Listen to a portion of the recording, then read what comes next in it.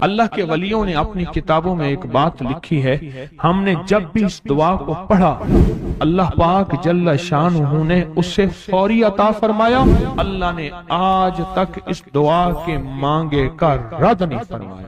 ایک واقعہ ہے حضرت علی کرم اللہ وجہہ کا۔ حضرت علی ایک سفر میں، تجارت کے سفر میں تشریف لے گئے، سفر تجارت میں آپ تشریف لے گئے۔ جب وہاں آپ تشریف لے گئے تو دیکھا ایک شخص ہے جھونپڑی، اس میں سے کرہانے کی آواز آ رہی ہے۔ آپ اندر تشریف لے گئے تو صاحب خانہ نے اندر سے آواز دی، جو بھی صاحب آ رہے ہیں اجازت سے آئیں۔ سمجھ گئے اندر مستورات ہیں۔ وہ صاحب باہر تشریف لے آئے تو پوچھا کیا ہوا، کرہانے کی آواز کیا ہے؟ کہا میری بیٹی ہے، جنگل میں لکڑیاں لینے گئی، اس کے اوپر ایک درخت گر گیا کاٹتے کاٹتے، اور اس کی وجہ سے اس کی کمر ٹوٹ گئی ہے، اب یہ بستر پہ پڑی ہے، اب یہ بیچاری تکلیفوں اور دکھوں میں۔ آپ نے فرمایا کوئی مسئلہ نہیں، میں ایک عمل کرتا ہوں، تو ایسا کر صرف اس کا کپڑا لے آ۔ آپ نے اس کے کپڑے کو سامنے رکھا، اس کو کہا اس کو پکڑ، اور اس کی طرف یوں انگلی کی، اور یہ دعا جو اب ہم پڑھنے لگے ہیں، بس یہ دعا پڑھی، اور صرف چند بار ہی پڑھتی اندر آوازیں خاموش ہو گئیں، چپ ہو گئی۔ آپ نے فرمایا پوچھو جا کے۔ آپ وہ بندہ اندر گیا تو واپس آیا، کہا بیٹی کو نیند آ گئی ہے، آج کئی ہفتے ہو گئے ہیں سو نہیں سکی، در سے کرہا رہی تھی، اس کو نیند آ گئی ہے۔ آپ فرمانے لگے میں سفر میں جا رہا ہوں، جب واپس آؤں گا نا پھر پوچھوں گا، اگر کوئی تکلیف ہوئی تو پھر دم کروں گا، پھر دعا کروں گا، اور انشاءاللہ ٹھیک ہو جائے گی۔ آپ چلے گئے، آگے تشریف لے گئے تو آپ کے ہم سفر تھے، ان کی سواریاں تھیں، ان میں سے ایک گھوڑا تھا جس گھوڑے کو ٹھوکر لگی، چوٹ لگی، اس کے اگلے پاؤں کی ہڈی گھٹنا باہر نکل گیا، وہ ایک طرف ہو کے بیٹھ گیا، اس کا گھوڑا چل نہیں سکتا تھا۔ اس نے آ کے حضرت علی کرم اللہ درخواست کی کہ آقا اس کے لیے کچھ فرما دیں۔ فرمایا میں اس کے لیے دعا کرتا ہوں، یہ ٹھیک ہو جائے گا، اور آپ نے دعا پڑھنا شروع کر دی، اور فرمایا یہ اس کے ہاتھ پہ، اس کی ٹانگ پہ آپ نے ہاتھ پھیر دیا، جو معذور تھی ٹوٹی ہوئی نکلیا ہوا گھٹنا تھا، فرمایا ٹھیک ہو گیا۔ اور قافلے والوں نے دیکھا وہ گھوڑا سب سے آگے تھا، سب سے سبک رفتار تھا، اور سب سے لاجواب تھا۔ آگے ایک جگہ تشریف لے گئے تو قافلے کو پیاس لگی، پانی کی ضرورت تھی، کنواں دیکھا تو کنواں خشک تھا۔ آپ نے فرمایا کوئی بات نہیں، یہ دعا پڑھی، اور دعا کو پڑھ کے اپنا لعاب کنویں میں ڈال دیا۔ فرمایا کنویں میں پانی کا ایک جوش اٹھا، اور پانی اٹھا اور منڈیر سے باہر نکلا، لوگ پینے لگے تو آپ نے روک دیا، فرمایا مت پیو، کنویں کا جو کھڑا کالا پانی ہے وہ نکل جائے، اور پھر شفاف پانی جب نکلا فرمایا یہ پانی پیو، مشکیزیں بھرو، سواریوں کو پلاؤ۔ قافلہ چلتا رہا، آگے تشریف لے گئے، آگے دیکھا تو کھانا ختم ہو گیا، اتنا کھانا تھا کہ اب کھا لیں، آئندہ کیسے کھائیں گے؟ تو آپ نے فرمایا جو کھانا ہے لے آؤ۔ آپ نے کھانے کو رکھا، اوپر کپڑا ڈال دیا، اور یہ دعا پڑھنی شروع کر دی جو ابھی ہم بیٹھ کے پڑھیں گے، خوش قسمت ہیں۔ اور کپڑا ڈال کے فرمایا دعا فرمائی، یہ عمل فرمایا، یہ دعا پڑھی، اور اس کے بعد فرمایا دیکھو کھا لیا، اور فرمایا ہمارا 17 دن کا سفر تھا، اس 17 دن میں ہم نے کھایا، لوگوں کو کھلایا، جہاں لوگ آتے تھے ان کو بٹھاتے تھے، دسترخوان ہمارا تھا چند افراد کا، پھر سینکڑوں لوگوں نے کھایا۔ 17 دن کے سفر میں تھوڑی سی کمی بھی نہ ہوئی، جب گھر لوٹے تو وہی کا وہی ہمارا خزانہ، کھانا وہی سارا توشہ موجود تھا۔ آگے تشریف لے گئے تو ایک تجارت میں ایک دیکھا تو ایک بندہ ہے ٹھیکریوں پہ ٹھیکریاں مار رہا ہے، آپ اس کی طرف تشریف لے گئے، آپ نے اس کو جا کے دیکھا، لگتا ہے کہ تو پرانا جواری ہے۔ اس نے کہا جوا کھیلتا تھا، سب کچھ ہار بیٹھا ہوں، ہر چیز زندگی ختم ہو گئی ہے۔ آپ نے فرمایا اچھا ایسا کر توبہ کی نیت کر لے، اللہ سے توبہ کر لے، اور پھر میں تیرے لیے دعا بھی کرتا ہوں، عمل بھی کرتا ہوں، تو ایسا کر پتھر پہ پتھر مار، تیرا ہر پتھر سونے کا بنتا جائے گا۔ आप बैठ गए, उसने वैसे ही पत्थर पे पत्थर मारा और जैसे बेचारा बेबसी की हालत में पहले मार रहा था, आपने दुआ करनी शुरू कर दी, ये दुआ पढ़नी शुरू कर दी। और दुआ पढ़ते पढ़ते देखा तो लोगों ने पत्थरों की शक्लें बदलना शुरू हो गई, और जो पत्थर भी उसके हाथ में आया था वो सारे पत्थर सोने के बन गए। आपने सारा सोना उसको दिया, चल पड़े।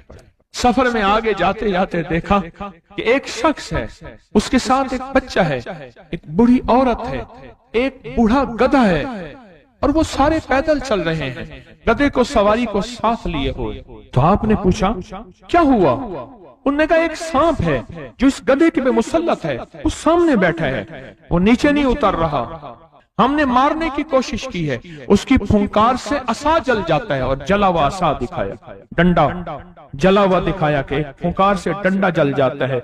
वो मुसल्लत है गधे पे, हम पैदल चल रहे हैं, मंजिल पे है, सांप मुसल्लत है, इसका कोई हल नहीं। आपने फरमाया इस गधे को इस झाड़ी से, इस दरख्त से बांध दो, और बांध के आप किबला रुख हुए और ये दुआ पढ़नी शुरू कर दी। और फरमाया फिर दूसरे रुख हुए और ये दुआ पढ़नी शुरू कर दी, और तीसरे रुख हुए, और दुआ पढ़ने के बाद आपने उस सांप पे फूंक मारा। सांप चोटी बन के छलांग लगाई और गायब हो गया। तो उन्होंने पूछा आका ये क्या था?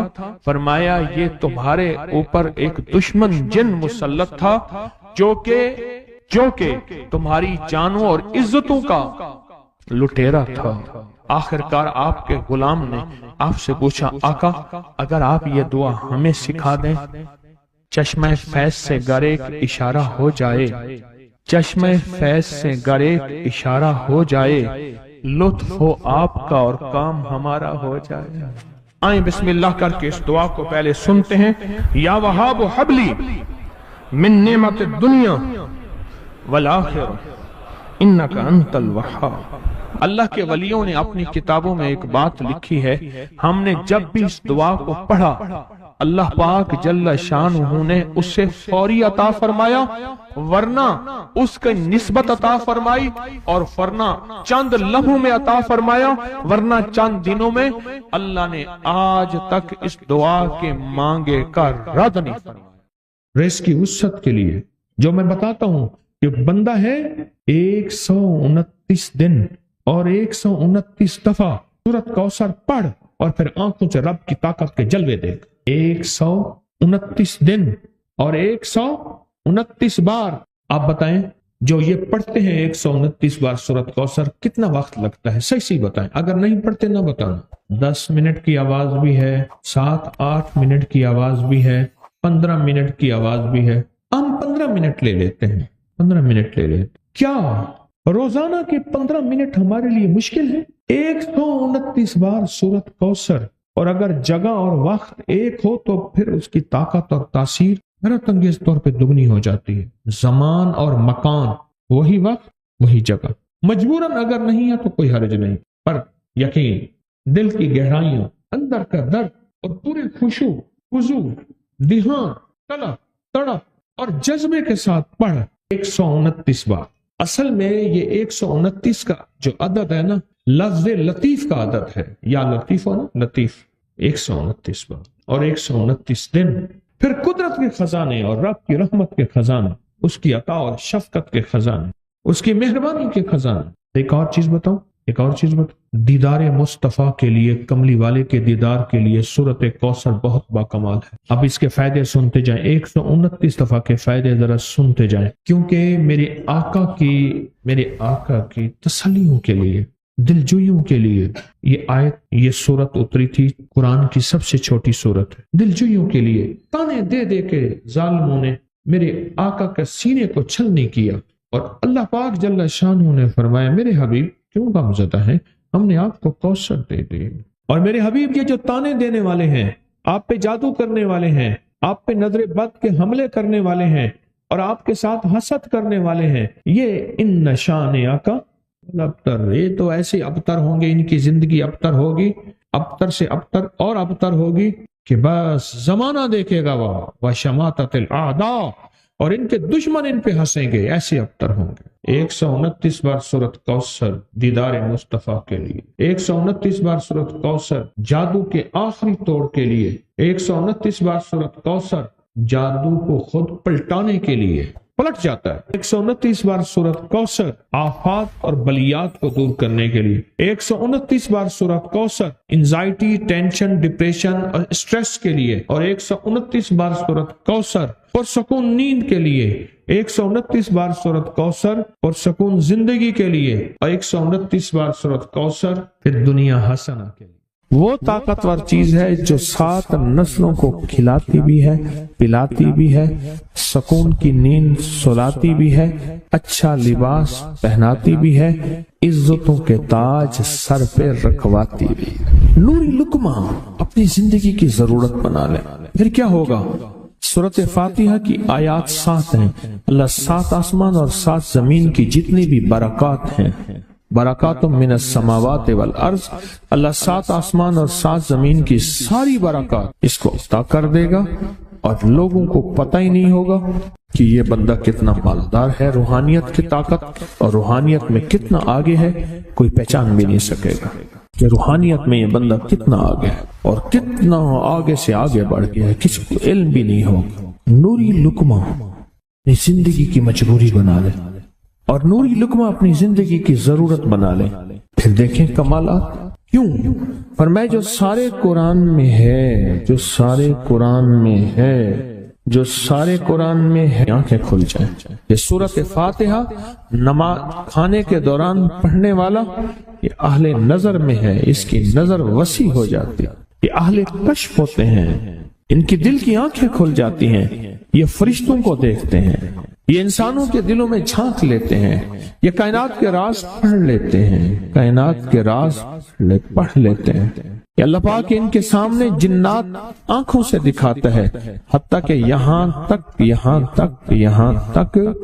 کہ اللہ قبر کے راز بھی ان کے اوپر کھول دیتے ہیں۔ نوری لقمے کا اثر یہ ہے، دل کی آنکھیں کھل جاتی ہیں، دل کی آنکھیں کھل جاتی ہیں، دل کی آنکھیں کھل جاتی ہیں۔ یہ نور لقمے کی تاثیر ہے۔ چہرے کی آنکھیں تو سب کے پاس ہیں، دل کی آنکھیں سب کے پاس نہیں، دل کی آنکھیں سب کے پاس نہیں، چہرے کی آنکھیں سب کے پاس ہیں، دل کی آنکھیں سب کے پاس نہیں۔ نوری لقمے کی یہ تاثیر ہے کہ دل کی آنکھیں کھل جاتی ہیں اور دل کی دنیا آباد اور دل کی دنیا شاد اور دل کا وہ بندہ بامراد بن جاتا ہے جو نوری لقمے اپنی زندگی میں شامل کرتا ہے۔ اور نوری لقمے سورۃ فاتحہ، اور کتنی بار؟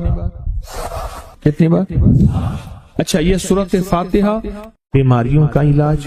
صحابہ کرام فرماتے ہم جا رہے تھے، کوئی ایک سردار تھا، اس کو بچھو نے کاٹ لیا اور اس کو چیخ رہا تھا بیچارہ، فرمایا سانپ کا کاٹا سوئے، بچھو کا کاٹا روئے۔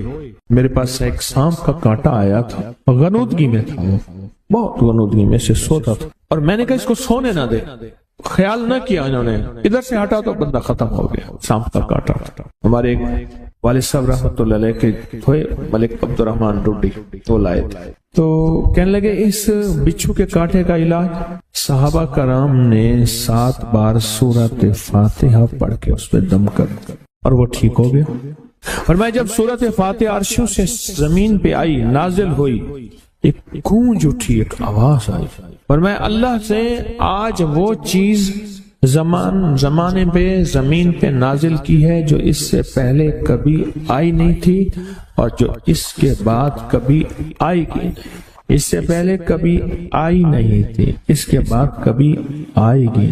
اور جب سورۃ فاتحہ نازل ہوئی، شیطان رویا، پیٹا، اپنا سر پہ راکھ ڈالی اور اتنا شور کیا کہ کاش کہ یہ سورۃ فاتحہ آئی ہے، اور اگر آئی ہے تو واپس چلی جائے، اگر واپس نہیں گئی تو کسی کی زبان پہ نہ جائے، یعنی کوئی اس کو پڑھ نہ سکے، اگر پڑھے تو اس کا یقین نہ ملے۔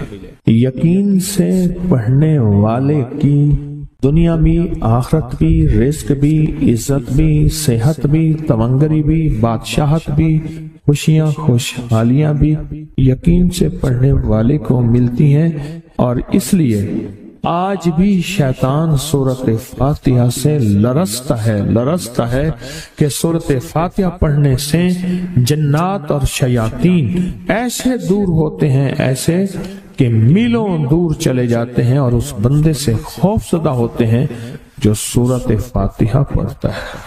کھانے کے دوران اس کی حکمت کیا ہے؟ انسان کھانے کے دوران مشغول ہوتا ہے، کھانے کی لذتوں میں کھویا ہوا ہوتا ہے، اور اگر بھوک بہت زیادہ ہو بھوک بہت زیادہ ہو تو پھر تو ہوش نہیں ہوتا، پھر ہوش ہی نہیں ہوتا اگر بھوک بہت زیادہ ہو۔ اب اسی دوران جس طرح سنے غور سے، بڑی میں عجیب بات بتا رہا ہوں، حضرت امام جعفر صادق سلام اللہ رضوان اللہ تعالی علیہ مجمعین اللہ کے ولی تھے، ولایت کے تاجدار تھے، سرداروں کے سردار تھے، اولیاء کے سردار تھے۔ میں بازار میں جاتے تھے، جا کے پھر واپس آ جاتے تھے، پھر جاتے کچھ نہیں خریدتے تھے۔ کسی نے پوچھا اب کیوں جاتے ہیں؟ فرمایا 2 وعدے لینے، کیا میں جا کے بازار میں ہر بندے کو سلام کرتا ہوں، وہ سلام کا جواب دیتے ہیں، اور کیا پتا کسی کے سلام کا جواب ایسا ہو جو اللہ کے ہاں مقبول بھی ہو، محبوب بھی ہو۔ اور پھر فرمایا بازار میں جاتا ہوں اور جا کے بازار میں جاتا ہوں اور جا کے بازار کی دعا پڑھتا ہوں۔ فرمایا جو چوتھا کلمہ گھر میں پڑھے گا اس کو 10 نیکیاں ملیں گی، اور جو بازار میں پڑھے گا کتنی نیکیاں ملیں گی؟ 10 لاکھ نیکیاں ملیں گی۔ فرمایا میں 10 لاکھ نیکیاں کمانے کے لیے جاتا ہوں۔ آل رسول کی محبتیں، عبادتوں کا حرص دیکھیں، ہمیں مال کا حرص، انہیں اعمال کا حرص۔ وہی دعا، وہی چوتھا کلمہ گھر میں پڑھیں، 10 نیکی ہیں، بازار میں پڑھیں کیونکہ وہ ہر بندہ مشغول ہے، دنیا میں، مال میں، چیزوں میں، بھاؤ تاؤ میں لگا ہوا ہے، وہی بازار میں پڑھیں تو 10 لاکھ نیکیاں۔ اسی طرح کھانے کے دوران جب لذت ہے، کھانے کے دوران ذائقہ ہے، اور کھانے کے دوران لذت اور ذائقے میں اگر کوئی بندہ سورت فاتحہ پڑھ لے تو اللہ کہتا ہے تو ان لذتوں میں مجھے نہ بھولا، ان کھانے کی چیزوں میں مجھے نہ بھولا، ان ساری کیفیتوں میں مجھے نہ بھولا۔ اللہ خوش ہوتا ہے، اور پھر اللہ جل شانہ اسے 7 آسمان اور 7 زمین کی برکتیں حوالے کر دیتا ہے، اور جس کے پاس 7 آسمان 7 زمین کی برکتیں ہوں، یہ ساری عبادتیں کھانے کے دوران کوئی معنی نہیں رکھتی، پھر ایسی سمیٹ کے اللہ کائنات کو اسے دے دیتا ہے۔ نوری لقمے کی تلاش کریں، نوری لقمہ زندگی میں لے آئیں، بڑی خوشحال زندگی گزرے گی، بہت لاجواب زندگی گزرے گی۔ 7 دفعہ سورت فاتحہ سے قرضے اتر جاتے ہیں، 7 دفعہ سورت فاتحہ سے بیٹے مل جاتے ہیں، 7 دفعہ سورت فاتحہ سے نعمتیں، اور 7 دفعہ سورت فاتحہ وہ طاقتور چیز ہے جو 7 نسلوں کو کھلاتی بھی ہے، پلاتی بھی ہے، سکون کی نیند سلاتی بھی ہے، اچھا لباس پہناتی بھی ہے، عزتوں کے تاج سر پہ رکھواتی بھی۔ کہیں انشاءاللہ۔ اب سوچیں کون سا مشکل عمل، بہت زبردست عمل ہے، 1 منٹ کا کام ہے اور کام بن جاتا ہے۔ اور میں نے اس کی اجازت جتنی مشکل سے لی تھی نا، اس عمل کی بہت مشکل سے اجازت، اور جس دن لی تھی اسی دن فیصلہ کیا تھا انشاءاللہ اسے چھپاؤں گا نہیں، انسانیت مخلوق کو بتاؤں گا۔ اور یہ 7 دفعہ سورۃ فاتحہ جو دل کا مریض ہو مجھ جیسا، اس کا بھی علاج ہے، جسمانی ہو یا روحانی۔ میں نے پچھلی دفعہ کہا نا کہ میں دل کا سخت مریض ہوں اور آج بھی ہوں، دعا کرو موت تک نہ رہوں، اور میں دل کا سخت روحانی مریض ہوں، جسمانی نہیں ہوں۔ میری پچھلی دفعہ کی وجہ سے پوری دنیا میں کوہرام مچا ہوا ہے کہ بابا گیا، جانا تو ہے، جانا تو لازم ہے۔ پچھلی دفعہ میں نے وہ کہہ دیا کہ میں دل کا سخت مریض ہوں، میرے لیے دعا کرو، وہ یہ مریض ہوں، روحانی مریض ہوں، روحانی مریض ہوں۔ تو یہ بیماری جو دل کی بیماری ہے نا، اس کا بھی علاج ہے، روحانی ہے یا جسمانی۔ جیسے میں دل کی روحانی بیماریوں کے بارے میں نے آپ کو کہا، میں سخت مریض ہوں دل کا، اللہ کرے اس کا مرض کا علاج ہو جائے۔ تو کھانا کھاتے ہوئے میرے دل کے لیے بھی آپ دعا کریں گے کہ اللہ بھی میرے دل کو ٹھیک کر دے، اللہ بھی ٹھیک کر دے۔ آپ مجھے بزرگ سمجھتے رہے ہیں اور اندر سے کام کھوکھلا ہو۔ یہ دل کی روحانی بیماریوں کا بھی علاج ہے، اور یہ جسم کی اور دل کی جسمانی بیماریوں کا بھی علاج ہے۔ یہ صحت مندی کا راز ہے۔ سورۃ فاتحہ ہے بابا، سورۃ فاتحہ، سورۃ فاتحہ۔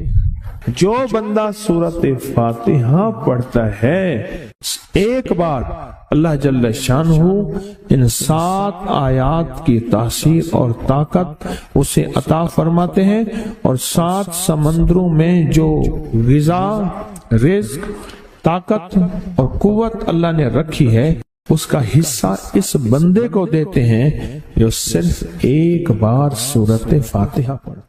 یہ جو وظیفے ہیں کسی درویش کی، یا کوئی درویش نے جس کو اجازت ہے اس کی اجازت صحیح ہو، ہر بندہ اجازت دینا نہ شروع کر دے۔ اجازت کے پیچھے نسبتیں چاہیے، ان نسبتوں کی طاقت چاہیے۔ وہ جو اجازت ملتی ہے اس اجازت کے اندر جو تاثیر ہوتی ہے، اس میں جو کمال ہوتا ہے، اس میں جو اندر کی کیفیتیں ہوتی ہیں، اس اجازت سے نسلوں میں تونگری، دولت، رزق، عزت، صحت ایسے بارش کی طرح برستی ہے۔ میرے جو مرشد تھے حضرت خواجہ سید محمد عبداللہ حجویری رحمت اللہ علیہ، میرے مرشد جو تھے وہ حضرت داتا صاحب کی سچی آل میں سے تھے۔ مجھے جاتے جاتے انہوں نے اجازت دی 1991 ستمبر میں، اور مدینہ منورہ فرمایا میں جا رہا ہوں، بس اب بقی میں، اور بقی کے اندر جا کے سو گئے۔ اب بھی میں مرشد کے ہاں جاتا ہوں تو جنت البقیع کے قبرستان میں ان کی نسبتیں دیکھیں کتنی اونچی ہیں۔ پھر وہ نہیں، 26 بڑی ہستیوں نے مجھے خلافتیں، اجازتیں دیں، 26 سے بلکہ زیادہ اجازتیں اور خلافتیں دیں، اور ان کی توجہات ہیں، ان کی پیچھے دعائیں ہیں، اور پیچھے کامل کے ہاتھ ہیں۔ یہ روحانیت کی نسبتیں ہوتی ہیں، روحانیت کی نسبتیں ہوتی ہیں۔ ان نسبتوں کے ساتھ جیسے آپ تسبیح خانے میں ماشاءاللہ پوری دنیا میں لوگ یہاں آئے ہوئے ہیں، اور بڑے بڑے ہستیاں یہاں آئی ہوئی ہیں جو مٹی ہو کے چٹائیوں پہ پڑے ہیں، خواتین میں بھی مردوں میں بھی، بڑے بڑے عہدوں والے، عزتوں والے، بڑے بڑے مقام والے یہاں اپنے مرشد خانے میں بے حیثیت ہو کے پڑے ہیں۔ جو بے حیثیت ہو کے آتا ہے اللہ اس کو عزت اور مقام اور حیثیت دے۔ کہنے لگا میں نے نا حمزات کو قابو کرنے کے لیے میں نے ایک عمل کیا۔ عمل یہ تھا کہ ایک بڑا سا تھال لے لیں، جیسے یہ گارے اور مٹی میں تھال ہوتے ہیں، اس کا چراغ بنا لیں، اس میں 10 کلو تیل ڈالیں اور بڑی ساری بتی ہو، ٹھیک، اس کی بتی جلائیں۔ 10 کلو تیل جلنا ہے، یہ سارا کتنا تیل جلنا ہے، اس کی بتی میں، اس کی لو میں دیکھنا ہے، اور پھر بیٹھنا اس انداز سے ہے کہ میرا سایہ ہو، اور پھر میں اپنے سائے کو بھی دیکھوں، لو کو بھی دیکھوں، اور اس کے بعد یہ وظیفہ پڑھنا ہے۔ 40 دن میں یہ 10 کلو تیل جل جاتا ہے۔ دن رات بیٹھنا ہے اور اس کو پڑھنا ہے۔ 30 دن جب گزرے تھے، 30 دن گزرنے کے بعد اس کو نقشے نظر آنا شروع ہوئے۔ نقشے یہ نظر آنا شروع ہوئے کہ گھر ہے، بچے ہیں، کھیل رہے ہیں، اماں بیٹھی ہے، آپس میں بچے کو لڑ بھی رہے ہیں، کھا بھی رہے ہیں، پی بھی رہے ہیں۔ اس نے ادھر سے توجہ ہٹائی۔ مرشد نے فرمایا تھا کہ دیکھ میری نگرانی میں عمل کر رہا، نقشے نظر آئیں گے، کسی نقشے میں نہ توجہ کرنا نہ خوف کرنا، خوف بھی آئے گا، چیزیں بھی آئیں گے، نہ کرنا، بس نہ کرنا۔ دوسرے دن اوپے سے نظر آیا، پھر بچے ہیں کسی باغ میں کھیل رہے ہیں، ایک بچہ پھر گم ہو جاتا ہے، ماں روتی ہے، اتنا روتی ہے اس کو رونا آ جاتا ہے۔ پھر خیال آیا مرشد نے فرمایا تھا کسی توجہ نہ کر، یہ کیا نقشہ شروع ہو گیا۔ اچھا پھر 2 دن کے بعد نقشہ آیا، بچے کھیلتے کھیلتے کھجور پہ چڑھ گئے، ایک بچہ جو اوپر سے گرا اس کے بازو ٹوٹ گئی، لات ٹوٹ گئی، اب پتہ چلا وہ تو مر گیا۔ اب اس کی میت پہ جو اماں نے بین ڈالے، جو ابے نے روئے اور گھر کی مائیاں روئیں، اصل اس کو وظیفے سے ہٹانا تھا، اور اس کی نظر جو وہ وہاں سے نظر سے ہٹانا تھا۔ پھر اس کو مرشد کا خیال آیا کہ توجہ نہیں ہٹانی، دھیان نہیں ہٹانا۔ پھر خیال آیا جب مرشد کامل ہو فائدہ کبھی نہیں ہوگا جب تک یقین کامل نہ، اصل توجہ ہٹانی ہے۔ اور بہت زیادہ رونا، اور اتنا رونا کہ سرکار کا خیال آیا، بچے کو لے جا رہے ہیں، اس کی میت پھر قبر کھود رہے ہیں، پھر اس کا یہ کر رہے ہیں، رونا اتنا کہ اس کے آنسوں، رونے کی کوئی کیفیت تھی مائیوں کی۔ 2 دن ابھی رہتے تھے 40 دن میں سے، تو پھر وہی گھر نظر آیا، بچے کھیل رہے ہیں، شوہر آیا، اس نے آ کے کہا مجھے روٹی دو۔ اس نے کہا گھر میں تو کچھ بھی نہیں ہے، لکڑیاں ہی نہیں ہیں، آپ نے کچھ دیا ہی نہیں۔ میاں بیوی کی لڑائی ہو گئی۔ اس نے کہا پھر ٹھیک ہے، میں میں آج سب کو جلا دے. اس نے کہا لکڑیاں لے آیا ادھر ادھر سے, لکڑیاں لا کے نہ سے اس نے وہ لکڑیاں جلائیں, بچوں کو اٹھا کے جو ڈالا آگ میں, جو چیپیں نکلی بچوں, دوسرے کو پکڑ کے ڈالا, تیسرے کو ڈالا, چوتھے کو ڈالا, آگ میں ڈالتا جا رہا ہے. مائی چیخ رہی ہے, کوہرام ہے, زندہ بچوں چھوٹے معصوموں کو آگ میں ڈال رہا ہے. ڈالتے ڈالتے کہنے لگے تو بچ گئی ہے بھائی, پھر پکڑ کے میں تجھے ڈالتا ہوں. جب اس کے ڈال کے کہنے لگا اب اس عامل کو تو بچ گیا ہے, ایسے اس کو ہاتھ ایسے ایسے پکڑنے لگا اور پیچھے مرشد کا کھینچ کے تھپڑ اس کو آیا. جب کھینچ کے تھپڑ آیا سارا نقشہ ختم ہو گیا. اوہو, کہنے لگا یہ کیا تھا. مرشد کامل ایسا ہوئے جرا لولوں دے وچ وسے ہو, نال نگاہ دے پاک کریندا نہ صابن سجی گھتے ہو. یہ اس وقت ہوگا جب یقین ہوگا, جب تیرا یقین کمزور ہے. مرشد کامل ہے, یقین کامل نہیں ہے, ناکام رہے گا ساری زندگی, تھرمامیٹر لگاتا رہے گا. کوئی کہہ دے گا کہ تیرا مرشد 1 نمبر ہے, ولی ہے, کہا سبحان اللہ. کوئی کہہ دے گا 2 نمبر ہے, کہے توبہ توبہ. ساری عمر اسی زندگی میں رہے گا, کبھی نہیں پا سکے گا. 40 دن کے بعد مرشد کی خدمت میں حاضر ہوا اور سارے نقشے بتائے. فرمایا نہ بتاؤ, ہم دیکھ رہے. علامہ فخر الدین رازی رحمت اللہ علیہ کا مشہور واقعہ ہے. مرید جو ہے آپ کا سینکڑوں میل دور, اور وہ مرید وہ تھا جو ساری عمر اللہ کے وجود کو کہتا رہا کہ اللہ کے وجود کو نہ ماننے والے کہتے تھے کوئی اللہ نہیں ہے, کہاں ہے دکھاؤ, ہر چیز خود بخود بن گئی ہے, خود بخود ختم ہو جائے گی. ان کے پاس 100 دلیلیں تھیں. کتنی 100 دلیلیں تھیں, اور آج تک ان کی دلیلوں کو کوئی توڑ نہیں سکا تھا اللہ کے وجود پہ. آخری وقت ہے, اور آخری وقت کے اندر ایک دروازہ کھٹکھٹایا کسی نے کہ جناب ایک بزرگ آپ سے ملنے آئے ہیں. وہ بزرگ ان کے دوست تھے پرانے. اوہو, آپ کا آخری وقت ہے, میں ملنے آیا.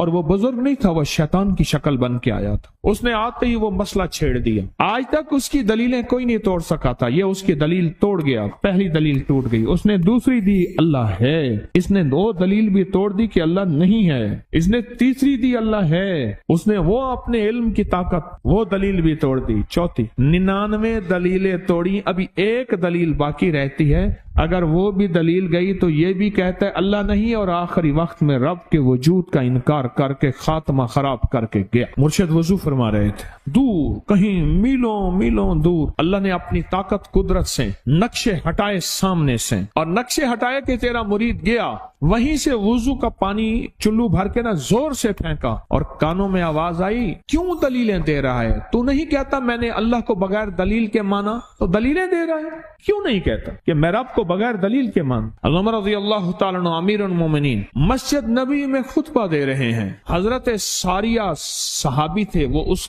لشکر کے سپہ سالار تھے.